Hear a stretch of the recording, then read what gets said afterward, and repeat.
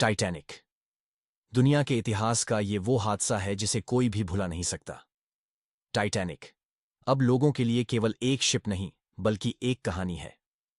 10 अप्रैल 1912 को इंग्लैंड से रवाना हुआ आईएमएस टाइटैनिक फिर कभी नहीं लौटा। ये सफर शिप का पहला और आखिरी सफर था। इस शिप की कहानी इतनी ट्रेजिक थी कि इसके साल 1912 में डूबने के महज 26 दिनों के अंदर ही इस हादसे पर पहली फिल्म बना दी गई थी। फिल्म को एक एक्ट्रेस ने बनाया था जो इस हादसे की एक सर्वाइवर भी थीं। हालांकि ये फिल्म कभी दुनिया के सामने नहीं आई क्योंकि फिल्म की पूरी रील एक हादसे में जल गई। लेकिन जो फिल्म दुनिया के सामने आई वो मील का पत्थर बन गई। 1997 में रिलीज हुई टाइटैनिक फिल्म को बनाने के लिए इसके डायरेक्टर जेम्स कैमरून ने बहुत मेहनत की थी। इतने बड़े हादसे पर फिल्म बनाना, हूबहू वैसा सेट तैयार करना और उस हादसे को रिक्रिएट करना कोई आसान काम नहीं था।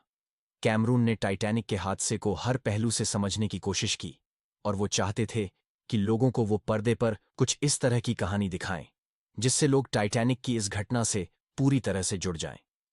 ऐसे में ये जरूरी था कि वो खुद असली टाइटैनिक को देखें और कैमरून ने ऐसा किया भी। जेम्स लगभग 12 बार समुद्र की गहराइयों में डूबे असली टाइटैनिक को देखने गए। उन्होंने और उनकी टीम ने वापस आकर टाइटैनिक के सेट को बिल्कुल उसी तरह से डिजाइन किया जैसा वो असल में था। टाइटैनिक उस दौर की सबसे बड़े बजट वाली फिल्म थी। फिल्म में कितना पैसा लगा था, इस बात का अंदाजा इस बात से ही लगाया जा सकता है कि टाइटैनिक फिल्म का बजट असली जहाज के बनने से भी ज्यादा था। फिल्म का एक एक सेट पीस, प्रॉप, एक्टर्स की ड्रेस, सब कुछ असली टाइटैनिक जैसा था। यहां तक कि एक्स्ट्रा एक्टर्स को 1912 के लोगों की चाल ढाल तक सिखाई गई थी। इसके लिए पूरी कास्ट और लीड एक्टर्स ने लियोनार्डो डिकैप्रियो और केट विंसलेट ने 3 महीने की ट्रेनिंग ली थी। इसके अलावा फिल्म के कई सीन्स ऐसे थे जिनको असली जहाज पर होने वाली घटनाओं से लिया गया था और ये एक होमास था इस हादसे में जान गंवाने वालों के लिए। इसका एक शानदार उदाहरण था फिल्म के क्लाइमैक्स में एक बेड पर लेटे उस कपल का। ऐसा कहा जाता है कि असली जहाज में भी एक ऐसे हस्बैंड वाइफ थे जिन्होंने इसी तरह एक साथ अपनी जान दी थी। फिल्म का वो सीन जब पानी जहाज के ग्रैंड स्टेयरकेस को तोड़ देता है, उस सीन को शूट करने के लिए क्रू के पास सिर्फ एक शॉट था क्योंकि उसके बाद पूरा का पूरा सेट बर्बाद होना था जो उन्होंने कई महीनों की मेहनत के बाद बनाया था। फिल्म में कितनी बारीकियों का ध्यान रखा गया है इस बात का अंदाजा आप इस बात से लगा सकते हैं कि टाइटैनिक को जिस आइसबर्ग ने टक्कर मारी थी वो कॉलिजन लगभग 37 सेकंड का था।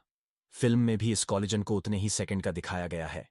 इस फिल्म की कहानी को भी जेम्स कैमरून ने ही लिखा था। कैमरून ने जैक और रोज के कैरेक्टर के नाम फिक्शनल रखे थे। उन्हें फिल्म का शूट खत्म होने के अंत तक ये बात पता नहीं थी कि असली टाइटैनिक पर भी जे डाउसन नाम का एक आयरिश आदमी सवार था जो हादसे में मारा गया था। जे डाउसन की कब्र को आज भी लोग देखने जाते हैं। डाउसन को भी बाकी मिले लोगों की लाशों के साथ ही दफनाया गया था। यहां पर एक काफी बड़ी एक्चुअल शिप की कॉपी बनाई गई थी जिसे एक बहुत बड़े पानी के टैंक के अंदर बनाया गया था।